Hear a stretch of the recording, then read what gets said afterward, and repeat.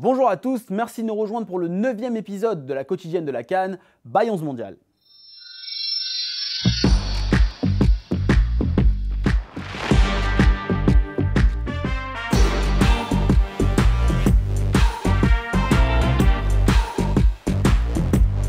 On commence cet épisode comme d'habitude en vous révélant le nom du joueur qui se cachait derrière les 5 indices. Il s'agissait du joueur Yacine Brahimi. Il y avait un petit piège.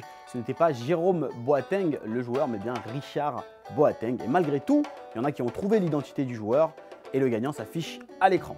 La fin des phases de poule se rapproche et ce soir, le groupe A est définitivement figé. Pour leur dernier match dans les phases de poule, le Cameroun a été tenu en échec pour la première fois dans la compétition. Les Lions indomptables ont concédé le match nul contre le Cap-Vert, malgré l'ouverture du score de Vincent Aboubakar, déjà à 5 buts dans cette compétition.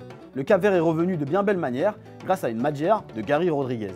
La qualification pour le second tour était déjà acquise pour le Cameroun, tandis que le Cap-Vert est bien placé parmi les meilleurs troisièmes. Pas de vainqueur non plus dans l'autre match de ce groupe puisque le Burkina Faso et l'Éthiopie se sont quittés sur un match nul, un but partout. Bayala avait ouvert le score pour les étalons, tandis que Kébédé a permis à son équipe de revenir dans ce match sur un penalty. Ça ne suffira pas pour les Antilopes Walia éliminés de la compétition, le Burkina, lui, avance au second tour. Si on n'avait pas beaucoup de matchs à se mettre sous la dent, au niveau des news, on est pas mal fourni.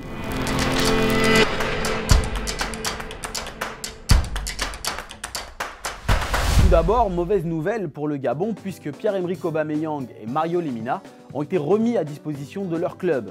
Les deux joueurs quittent la CAN après que des examens aient révélé des lésions cardiaques qui seraient liées au Covid. Un départ définitif pour Mario Lemina qui a tout bonnement annoncé la fin de sa carrière internationale.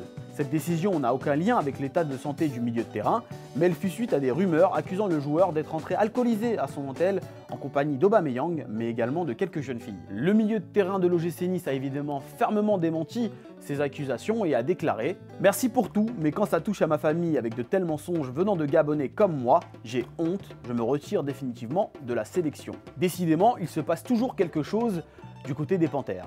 Les dernières heures passées par Ali Sangaré sont absolument terribles. Le portier ivoirien a perdu son père aujourd'hui, une épreuve de plus à surmonter, lui qui avait déjà en tête son erreur sur le but égalisateur de la Sierra Leone, largement provoqué par l'état pitoyable de la pelouse de Japoma.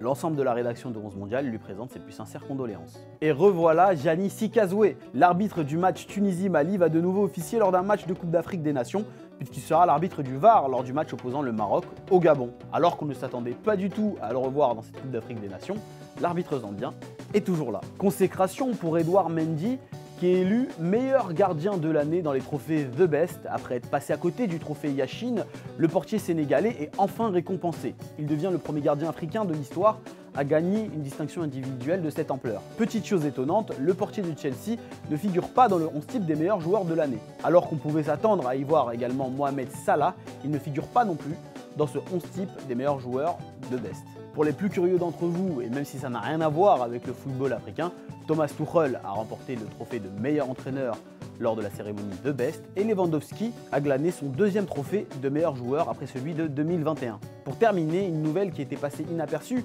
lors du match Tunisie-Mali. Kazri est allé à la rencontre d'un jeune supporter pour le réconforter et lui offrir son maillot. Auteur d'un pénalty manqué sur cette rencontre, l'attaquant de la SSE n'a pas manqué l'occasion d'être classe. Un souvenir que chérira certainement très longtemps ce jeune supporter des Aigles de Carthage.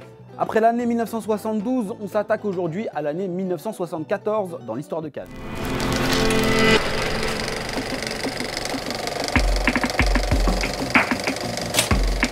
Lors de cette année 1974, l'Égypte abrite pour la deuxième fois la Coupe d'Afrique des Nations. Petite nouveauté, la compétition se joue sur 4 villes différentes contre 2 auparavant, Alexandrie, Le Caire, Damanour et El Mahala.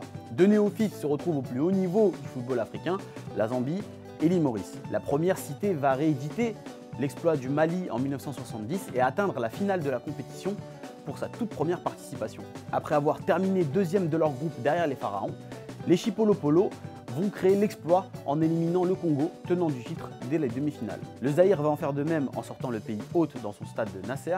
Lors d'un retournement de situation improbable, mené 2-0, le Zaïre va gagner sa rencontre 3-2. Petite particularité, en finale, ni la Zambie ni le Zaïre ne parviennent à se départager malgré les prolongations et un match de 120 minutes 2 buts partout à la fin de la rencontre. La CAF prend une décision alors exceptionnelle, c'est d'organiser un match d'appui 2 jours après. Le Zaïre, guidé par son meilleur buteur Moulamba Ndiaye, auteur de 9 réalisations sur le tournoi, un record absolu encore inégalé, va vaincre la Zambie 2 buts à 0, une Zambie totalement exténuée. Il s'agit là du deuxième sacre des Léopards après celui de 1968, acquis sous le nom de Congo-Kinshasa. À demain pour une nouvelle histoire. L'excellence africaine, c'est dans le top du top que ça se passe.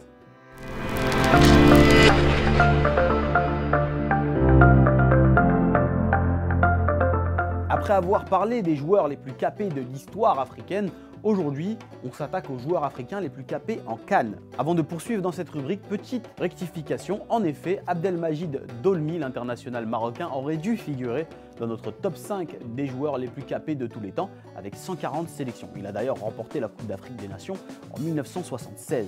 Merci à cet internaute de nous avoir aidé à voir cette erreur. On compte sur vous, évidemment, pour nous dire lorsqu'on dit n'importe quoi. Avant de débuter ce top, quelques mentions honorables. Yaya Touré, Samuel Eto'o et Joseph Yobo ne participeront pas à la fête avec 29 sélections en CAN. Ils restent à la porte de ce top 5. Pour débuter dans ce top 5, on va parler d'Asamoah Gyan, l'attaquant redoutable des Black Stars qui a disputé 31 rencontres de Coupe d'Afrique des Nations. S'il n'a jamais gagné la compétition malgré 2 finales disputées en 2010 et 2015, il a été plébiscité à 2 reprises pour figurer dans le 11 type des CAN 2013 et 2010. Il est également le joueur le plus capé de l'histoire des Black Stars avec 107 sélections. Juste à côté de lui dans ce classement, et oui on a encore réussi à mettre 2 joueurs à la même place, figure Seydou Keita. Le meilleur buteur de l'histoire du Mali est également 5e de ce classement avec 31 matchs disputés à la CAN. Terminant par 2 fois à la 3e place du podium avec sa sélection, Seydou Keita n'a jamais soulevé le Graal africain malgré une carrière immense. À la 4e place de ce classement, on retrouve l'un des plus beaux palmarès de l'histoire du football africain, avec notamment un joueur qui a remporté 2 Ligues des Champions avec le Real Madrid. Jérémy est 4e de notre classement, malgré un nombre de matchs disputés égal à celui de Seydou Keita ou encore Asamoah Gyan. L'international camerounais a disputé plus de minutes dans la CAN qu'il aura remporté par 2 fois en 2000 et 2002, suffisant pour lui faire gagner une place. Joueur le plus capé de l'histoire des sélections africaines, Ahmed Hassan n'est que 3e de notre classement des joueurs les plus capés en CAN. Avec 32 rencontres disputées, il a été dépassé il y a peu par un joueur toujours en activité. L'Égyptien pourra se rassurer avec un autre record, celui de nombre de Coupes d'Afrique remportées, 4. Un record absolu qu'il partage avec quelques-uns de ses compatriotes. Grâce à la CAN 2021, André Ayew s'est emparé de la 2e place de ce classement avec 33 matchs disputés dans la compétition africaine. Assuré de disputer son 34e match de la compétition face aux Comores sauf pépin physique, le finaliste des éditions 2010 et 2015 se rapproche sérieusement du premier de ce classement. Une demi-finale cette année pourrait lui suffire à battre le record absolu du nombre de matchs disputés lors d'une Coupe d'Afrique des Nations. L'ancien joueur de l'Olympique de Marseille se rapproche d'un autre record, celui du nombre de sélections avec le Ghana, puisqu'il n'est plus qu'à quelques unités du recordman actuel, Asamoah Gyan. Avec 36 matchs disputés, Rigobert Song est le joueur le plus capé de la CAN. Le recordman de sélection avec les Lions indomptables pourrait bientôt voir son record tomber puisqu'André Ayew n'est vraiment plus très loin. En tout cas, personne ne pourra lui enlever ses 2 Coupes d'Afrique remportées avec son pays. Rendez-vous demain pour un nouveau top. On finit cette émission comme d'habitude avec le Qui suis-je, le jeu où vous devez trouver le nom d'un joueur grâce à 5 indices.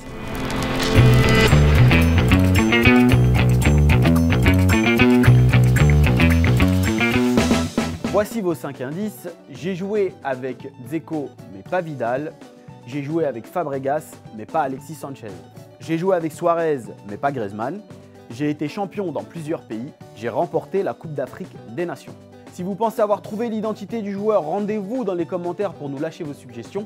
Ne l'oubliez pas, un abonnement digital de 11 Mondial est à gagner. Merci à tous d'avoir suivi ce 9e épisode de la quotidienne de la CAN by 11 Mondial. Merci à Youssef Fekahir qui se trouve de l'autre côté de la caméra et à l'ensemble des équipes de 11 Mondial qui ont aidé à préparer cette émission. Comme d'habitude, je vous invite à vous abonner et activer la cloche pour ne pas rater le prochain épisode. Vous pouvez également nous suivre sur les réseaux sociaux et notre site internet pour plus de football.